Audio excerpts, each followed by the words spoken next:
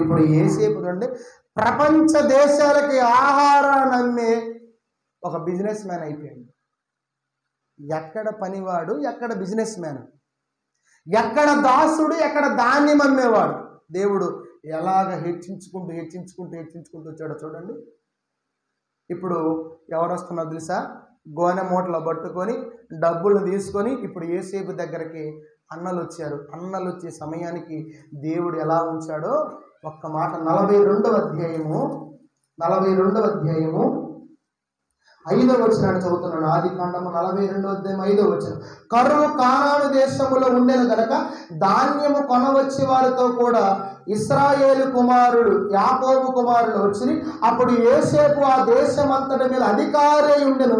అతడు ఆ దేశ ప్రజలందరికీ ధాన్య కమ్మకము చేయువాడు కనుక యోసేపు సహోదరులు వచ్చి ముఖములు నేల మోపి అతనికి వందనము చేసేది. ఇప్పుడు యోసేపు ఎక్కడికి తెలుసా? ధాన్యం అమ్మడం కదా.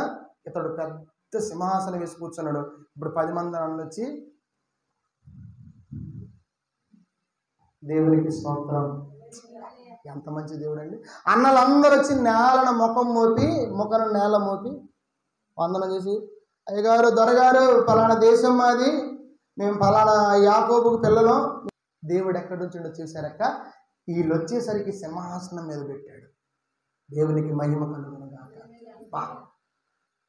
ఏం దేవుడు, ఏం ప్లాన్ చూసారా? మీకు అర్థమవుతుందా? ఒకవేళ వీళ్ళు ఐగుప్తు దేశానికి వచ్చినప్పుడు ఇంట్లో పనివాడు కొన్నాడు, వీడు పనివాడు అయిపోయిండ్రు అంటారా?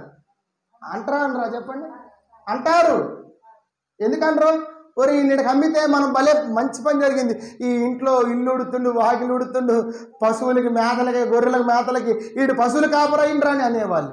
ఒకవేళ అలా కాకుండా జైల్లో వేయబడినప్పుడు వచ్చారనుకోండి, ఏ నేరం చేసిండే వీడికి తగిన జరిగింది, అబ్బా జైల్లో వేయబడ్డంట వీడు. అలాగనే ఇది ఉండేది. కానీ దేవుడు తగిన సమయం ఏంటి తెలుసా? ఈ అన్నల ఆహారం కోసం వచ్చేసరికి యోసేపుని సింహాసనం మీద కూర్చోబెట్టిండు. ఏంది మీకు చప్పట్లు కొట్టడానికి ఇష్టం లేదనుకుంటా, లేదా? ఇది తగిన సమయం అంటే ఇది.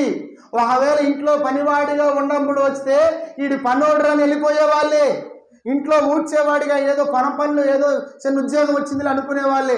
ఒకవేళ జైల్లో వేయబడ్డప్పుడు వస్తే వీడు ఏ నేరం చేసిండో, ఏ పాపం చేసిండ్రా, వీడు మన తమ్ముడు అని చెప్పుకోవడానికి మనం సిగ్గుపడతాం అనేవాళ్ళే. కానీ దేవుడు వీళ్ళు వచ్చేసరికి అక్కడ పెట్టి వీళ్ళకి కావాల్సిన ఆహారం ఈయన దగ్గర ఉంచింది. ఇది తగిన సమయం అంటే. దానికి ఎంత టైం పట్టిందో తెలుసా అండి? 26 సంవత్సరాలు పట్టింది. అంతకాలం ఓపిక పట్టాలి మనం.